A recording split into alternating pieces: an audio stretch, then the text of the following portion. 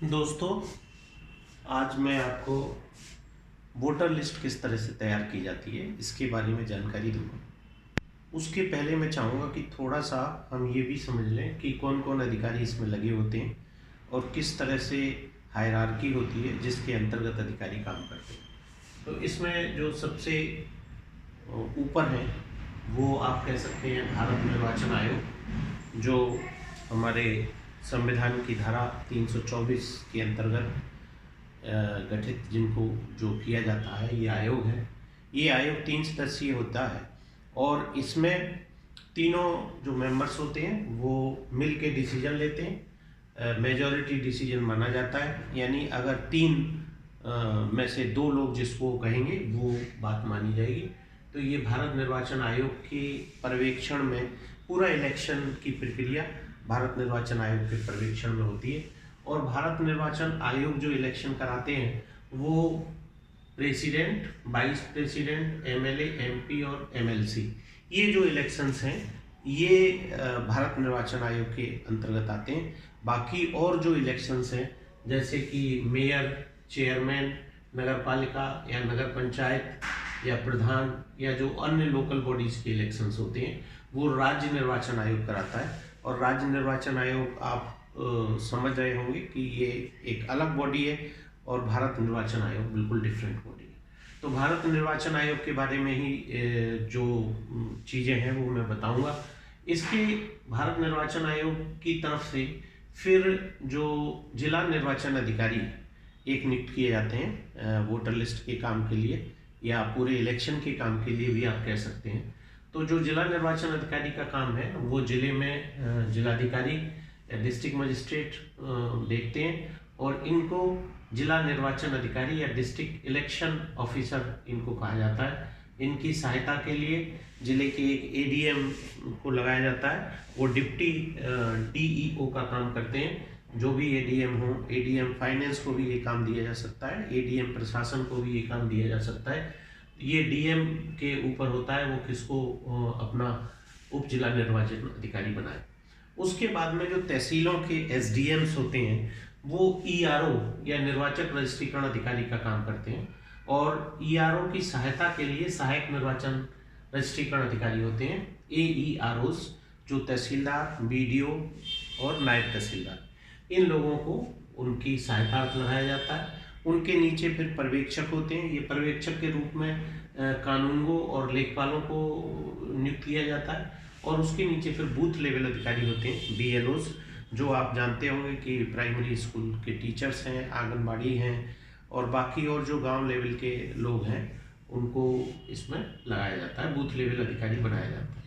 तो booth level अधिकारी, पहले मैं आपको ये बताऊं कि बूथ क्या होता है, किस तरह से ये बनता है। तो जिस तरह से आप देख रहे होंगे कि हम पहले जो एक असेंबली कंस्टिट्यूएंसी बनती है, उस असेंबली कंस्टिट्यूएंसी में करीब 4 लाख वोटर्स होते हैं।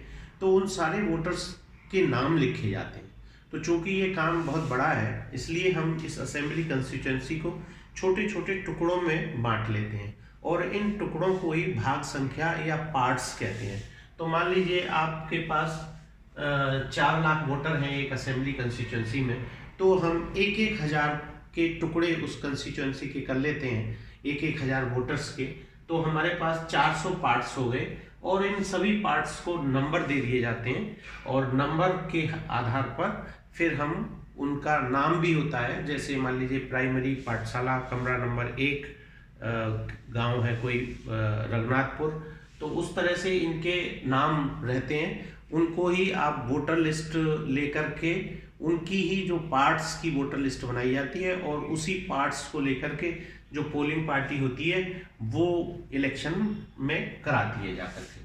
तो इस तरह से हमने मान लीजिए इसको 400 पार्ट्स में तोड़ लिया और यहाँ पे नंबर डाल दिए।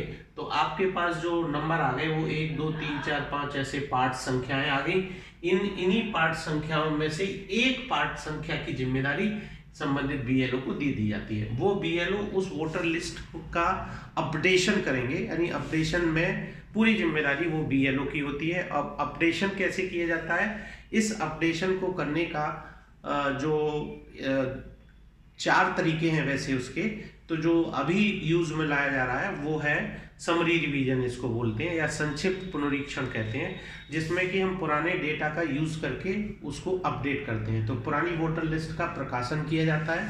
प्रकाशन करने का मतलब ये होता है कि पुरानी वोटर लिस्ट को हम पब्लिक को दिखाते हैं और उससे फिर उस वोटर लिस्ट में आपत्तियां मांगते हैं। तो आपत्तियां मांगने में कुछ लोग कहेंगे कि हमारे तो नाम आए ही नहीं, जबकि हम 1 जनवरी जो आने वाला साल है उसको हम 18 साल के हो जाएंगे।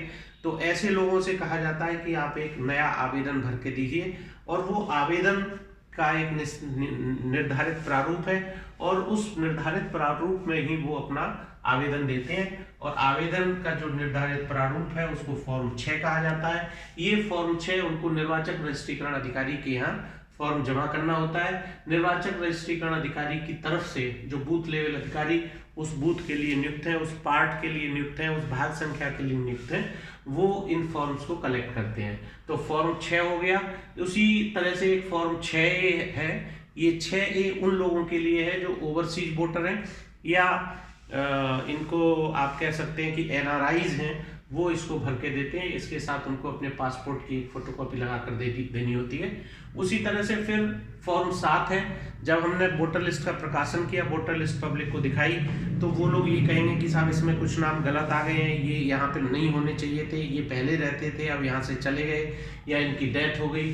तो वो फॉर्म 7 लिया जाता है, और ये फॉर्म 7 सिर्फ वही व्यक्ति भर के दे सकता है जो उस पार्ट संख्या में जिसका नाम होगा, यानी उस भाग संख्या के जो मतदाता होंगे वही ये आपत्ति कर सकते हैं, और उनकी आपत्ति का फॉर्म 7 लिया जाता है। अगर आपको लगता है कि आपकी वोटर लिस्ट के जो नाम है उस नाम में कोई गलती है, आपके पते में कोई गलती है, या आपको ऐसा लगता है कि आपकी एज गलत लिखी हुई है, या आप अपने नाम का आपके पीछे मान लीजिए कोई टाइटल लगा हुआ है, वो टाइटल छूट गया है, तो उस संशोधन के लिए आपको एक फॉर्म 8 देना पड़ता है। इसमें आप फॉर्म 8 में अगर आपको अपना फोटो नया लगाना है, बहुत पुराना फोटो हो गया है, तो वो फोटो भी बदल करके आप फॉर्म 8 दे सकते हैं। और फिर BLO का काम ये होता है कि वो इन फॉर्म्स की एक लिस्ट बनाते हैं। फॉर्म नंबर 6 की लिस्ट फॉर्म नंबर 9 में, फॉर्म नंबर 7 की 10 में, फॉर्म नंबर 8 की 11 में, और इस तरह से ये आपको फॉर्म लेकर के उनकी जांच हो करके BLO के माध्यम से सुपरवाइजर की थ्रू होते हुए और AERO और ERO उसमें निर्णय लेते हैं। तो फाइनल निर्णय जो है वो ERO के स्तर से लिया जाता है। आपका नाम शामिल करना है या नहीं करना है, आपकी जो आपत्ति है वो सही है या गलत है, या आपका ने जो संशोधन का फॉर्म दिया है वो सही है या गलत है, इसका जो फाइनल निर्णय है वो ERO या जो संबंधित SDM है उनके लेवल से होता है। अब मैं आपको ये बताऊं कि ये जो फॉर्म्स हैं वो ऑनलाइन और ऑफलाइन दोनों माध्यम से जमा होते हैं। आप ऑफलाइन भी दे सकते हैं और ऑनलाइन भी दे सकते हैं। तो हमें ऑनलाइन देने में ज़्यादा आसानी है। ऑनलाइन आप फॉर्म देंगे तो आपका फॉर्म कहीं मिस नहीं होगा, आपको आप उसका ट्रैकिंग आपके पास आ जाएगा। जो मोबाइल नंबर आपने डाला है उस मोबाइल नंबर पर आपका फॉर्म सबमिशन का, आपके फॉर्म का एक्सेप्टेंस का, आपके जो मतदाता पहचान पत्र है उसके बनने का सारे अलर्ट्स आपके मोबाइल पर आते रहेंगे।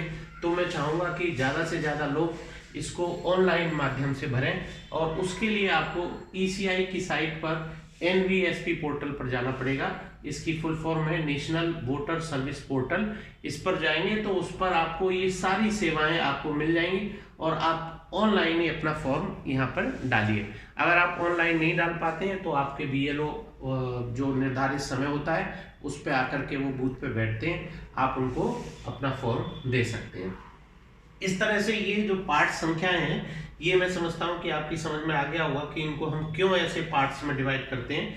वोटर लिस्ट जो है वो विधानसभा बार बनाई जाती है या लेजिस्लेटिव असेंबली कंस्टिट्यूएंसी वाइज बनाई जाती है, लेकिन हम उसको छोटे छोटे टुकड़ों में बांट करके बनाते हैं क्योंकि बहुत ज़्यादा नाम होते हैं। 4 लाख नाम लिखना अपने आप में बहुत टिपिकल काम है, और एक जो वोटर पार्टी है, वोटर मतदान पार्टी, वो इस काम को पूरी नहीं कर सकती। तो इसीलिए हमने इनको बांट के बूथ लेवल अधिकारी को एक छोटे से पार्ट की जिम्मेदारी दे दी कि आप इसको अपडेट रखें। जिस तरह से ये वाला काम होता है ठीक उसी तरह से राज्य निर्वाचन आयोग भी अपनी वोटर लिस्ट तैयार कराता है, और राज्य निर्वाचन आयोग में ये जो फॉर्म 6, 7, 8 है, वहाँ पे 2, 3, 4 फॉर्म है, सेम तरीका है। वैसे ही इनकी भी साइट है, वहाँ पर भी सर्विस, वोटर सर्विस के लिए पोर्टल है, वहाँ पर भी जा करके आप ऑनलाइन और ऑफलाइन मोड में अपने फॉर्म जमा कर सकते हैं और मतदाता बन सकते हैं। तो ये एक पूरा छोटा सा इसका ये था। अब मैं आगे बताऊंगा कि एक्चुअल जो पोल कैसे होता है, पोल की काउंटिंग कैसे होती है और उसमें कौन कौन अधिकारी लगे होते हैं। तो आप इस तरह से आप ये देख रहे होंगे कि यहाँ पर जिलाधिकारी के नेतृत्व में ये सारा काम होता है और मेन जो फंक्शनरी हैं वो बूथ लेवल अधिकारी हैं और ये आपके निर्वाचक रजिस्ट्रीकरण अधिकारी हैं। तो इस तरह से अगर आपको इसमें कोई सजेशन मुझे देना हो वो दे सकते हैं आप, और मैं चाहूँगा कि आप ज़्यादा से ज़्यादा इस पर कमेंट करें और मुझे बताएं भी कि आप, मैं ताकि और अच्छी वीडियो इसमें बना सकूं। धन्यवाद।